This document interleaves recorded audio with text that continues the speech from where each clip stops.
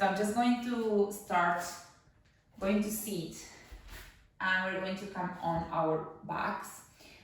Basically, there are many ways for us to train the core that are mainly a combination of muscles that are located rather internally than externally. So those abs that you see, like the rectus abdominis, the famous six-pack that not many people actually have, and those are not actually really like the core. Of course, they help to gain some strength, but we are talking about more internal abdominals, like the transversus abdominis, for example, that help to sustain and protect the spine as a corset. So let's start on our backs. And there's so many ways to train the core, not only on our backs, but we are going to focus today on our back mainly, and then we're just going to do some arm workout, because it's also going to work out the core when we do planks, for example.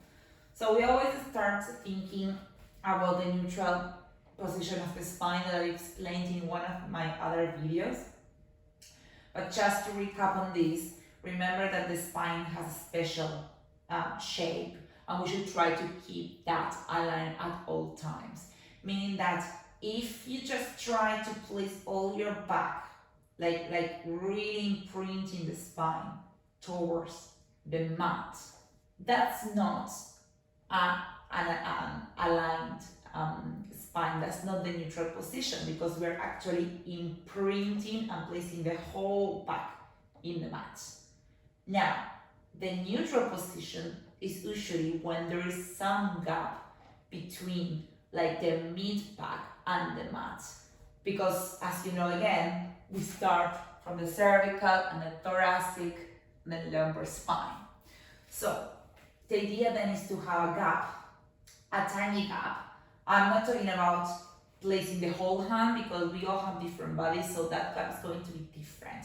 But more or less there should be the feeling of having like the coccyx in the mat, but then the upper part a bit off the mat. And then another way to check is that if you place your big fingers and then the mid fingers, the thumbs and the mid fingers, so the thumbs on the bones that are on the side of your hips, and the mid on the mid fingers on the pubic bone, that it should be a flat triangle here, rather than, for example, having the pubic bone in the upper level, or the opposite, where we're actually just tilting backwards the pelvis. So flat triangle between the pubic bone and the pelvic bones as well. So in order for us to keep that aligned and a neutral spine, it's important that we start engaging the core, because that's what is going to help us from actually tilting in an exaggerated mode backwards or forwards. So in order for us to engage the core, we're just going to start to inhale through the nose, and we exhale. When we exhale through the mouth, let's try to imagine that we are pulling our navel into the spine gently, like a 30 or 40%. Let's imagine that there is a string inside our navel, and that we are pulling that string towards the spine.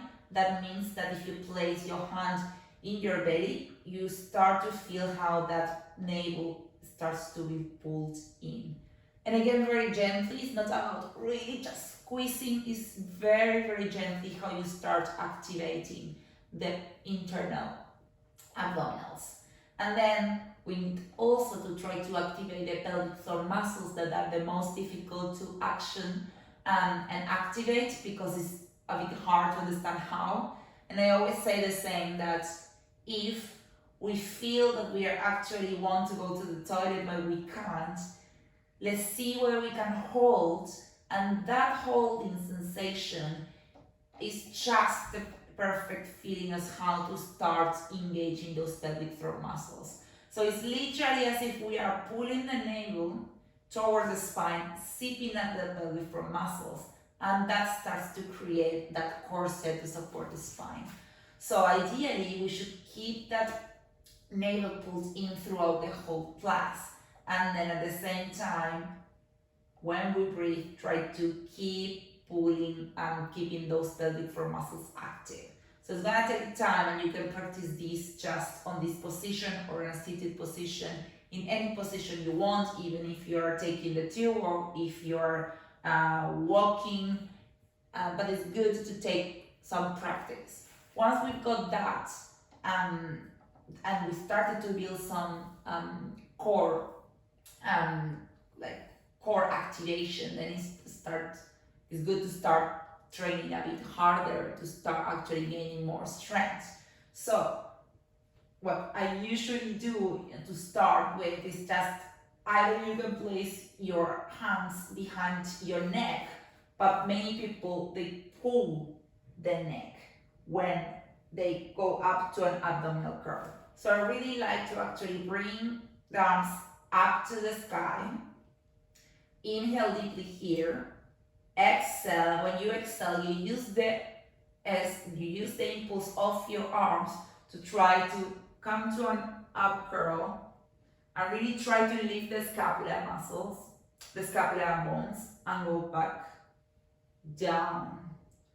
So it's really just that feeling that we're squeezing our whole core, but without engaging and without putting strain on the neck. So really slowly, and there's no need here to rush, because actually the slower the better. So here, the higher as well, the better, and down. There are many variations to this.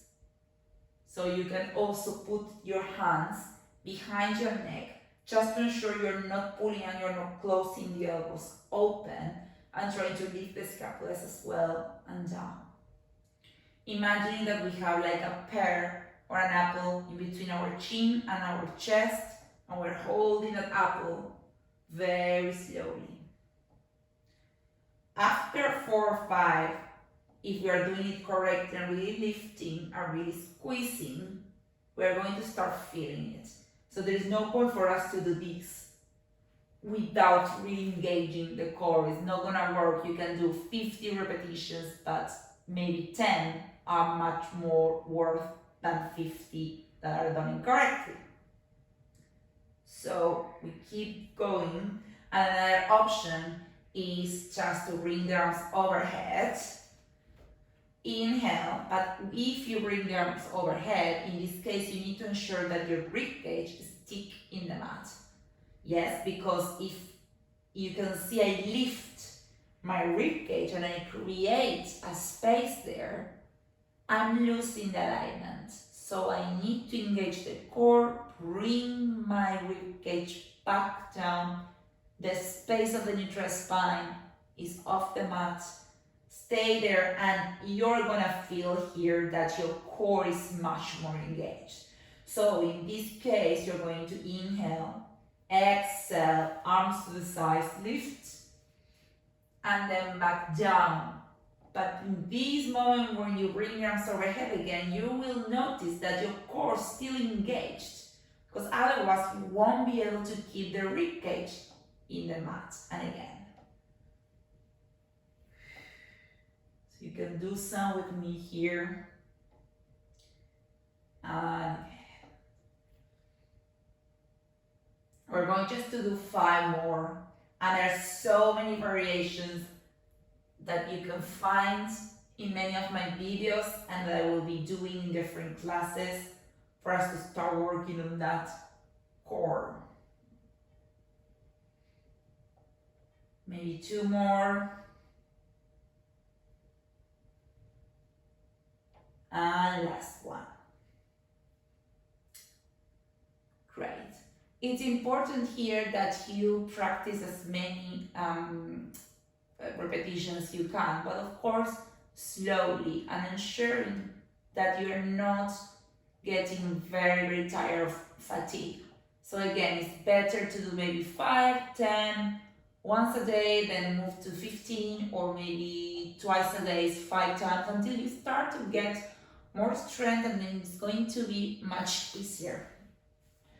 So sometimes we've got some neck pain, or maybe we're not able to curl. And also, when we do the up curl, we are engaging all our core, but some of the deeper abdominals and lower are not being engaged that much. So we can target lower abdomen, especially by doing leg work. So in leg work, what I always like to start with is just, for example, we bend the legs, we ensure that we can touch with our mid fingers our heels, so there's not much distance. So here we can start by bringing one leg up in a 90-degree angle and down. So we exhale when we bring the leg up and down. And this looks easy, but actually, if you really try to concentrate and engage the core every time you lift the leg, you're going to notice that it's much more challenging, because we're not only working the core here, but also working on the stabilization of our hips. So, important here is that when we lift, first, we try to ensure that the 90-degree angle stays and that we keep the neutral position of the spine. Try not to imprint, but keeping that small gap. And then going back to lifting. And a lot of people cheat, and what they do is they lift, but then they bend a bit more and they bring it down like this. Actually, we need more range of motion, so it's not the same keeping that 90-degree angle. We're reducing it actually, but it's not the same to keep the same shape of the leg, because it's going to put more weight, and we're going to work out more. So we start usually with one leg each, but if you think that maybe it's too easy for you, and if you're doing it correctly, you can actually do both. And when we lift both and we've got both off the mat, you're going to start to feel that full engagement I'm talking about. And it's not easy to keep actually this position, and again, it looks easy, and many people maybe don't do it correctly. So it's important first that you keep the legs, knees in top of your hips, and then that you try to keep the neutral spine. If you can't keep the neutral spine, the options here are to imprint the spine. You can imprint the spine when your core is not strong enough yet, so it's an alternative and you can do it, but we try then to learn not to do it. And why? Because when we imprint the spine, it's our back muscles mainly that are going to work rather than our core. So we need to try to learn our core to work and to leave the support of our spine, because we want to focus on our core.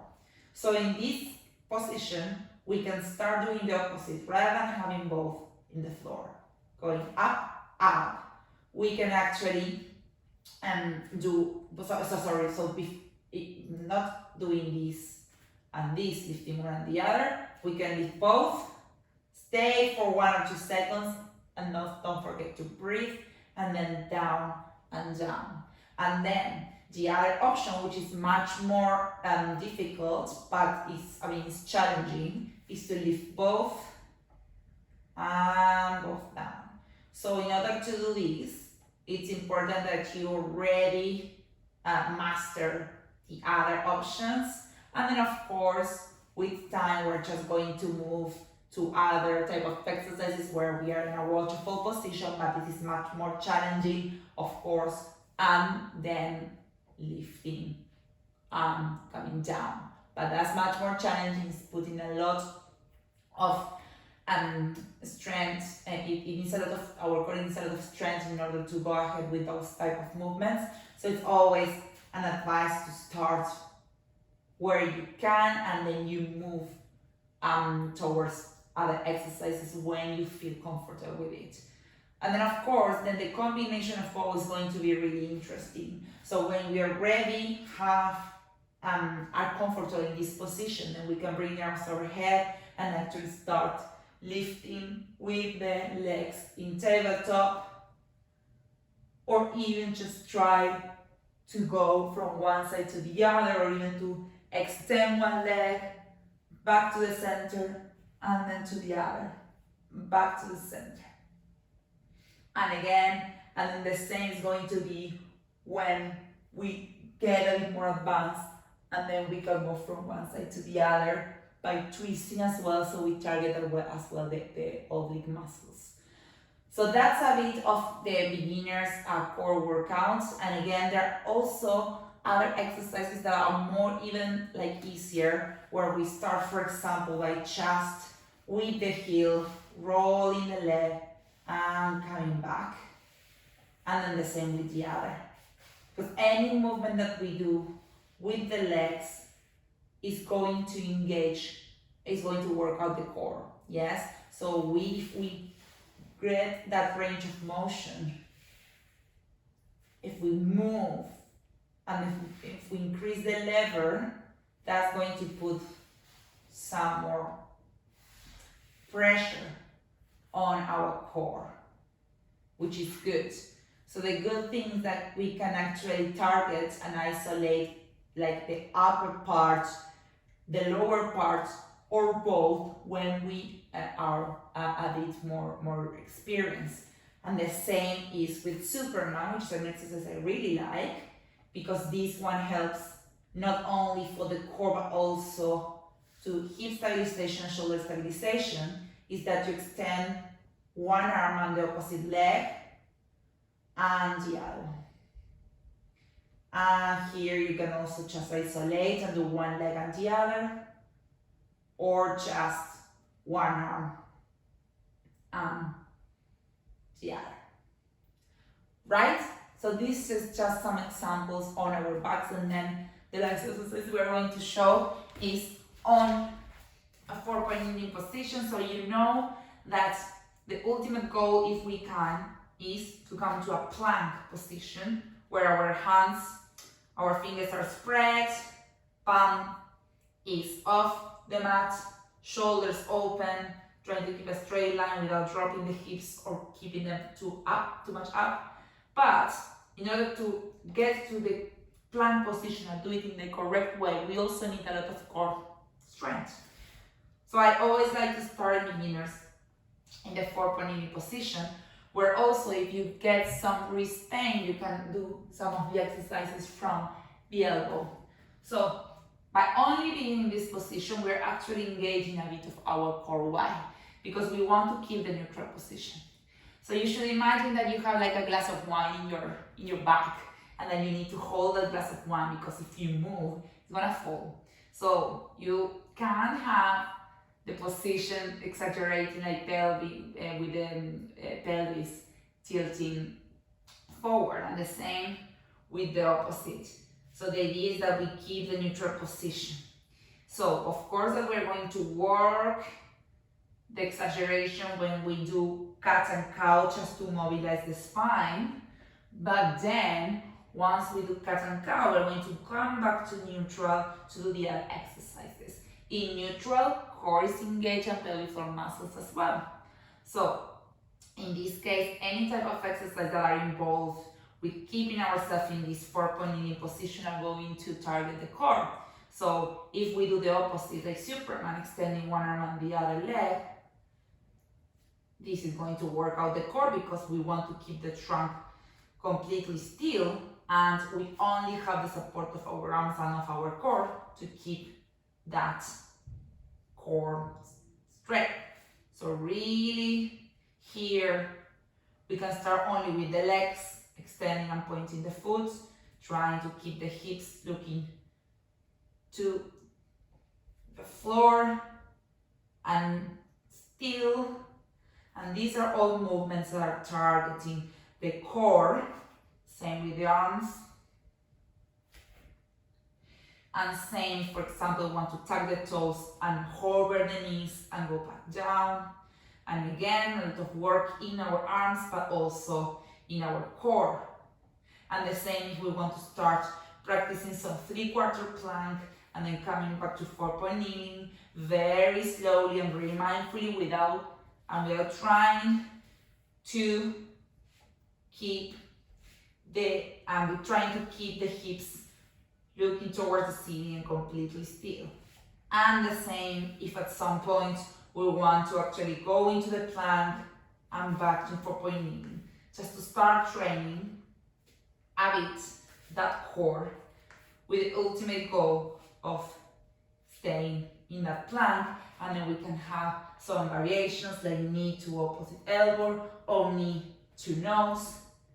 And these are much more challenging core exercises. And core exercises is because, it doesn't look, we normally think about core like abs and that's only doing abdominal curls. And actually no, the most effective core exercises are the ones where we're actually working all of them. And in the plank position is one of the best core exercises that we can do. And also, when we move, they are also great because we avoid the isometric contraction. A lot of people have high blood pressure, or they can do isometric. And by isometric, I mean to stay still, working out, putting some pressure. So it's great that we've got the possibility to do planks with movement to avoid that isometric contraction. So these are some of the examples of core work that are going to help you to get to be stronger and to get fitter, but also to be healthier in the spine. Of course, it's not only about the core, but also about the glutes, shoulders, back. But today I just wanted to focus a bit on the core and just to give a broad explanation. And in the one of the next videos that I'm going to do, I'm going to repeat more of these exercises, and so we can build like a short workout together and you can get some more practice.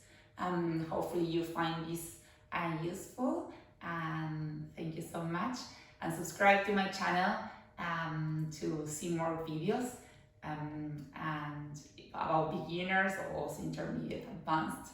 And also if you're interested in doing vinyasa yoga or yoga lattes, I'm also a yoga teacher that also do yoga lattes, and I got some nice videos for you upcoming, and also some of them that I already recorded. Thank you so much and have a great day.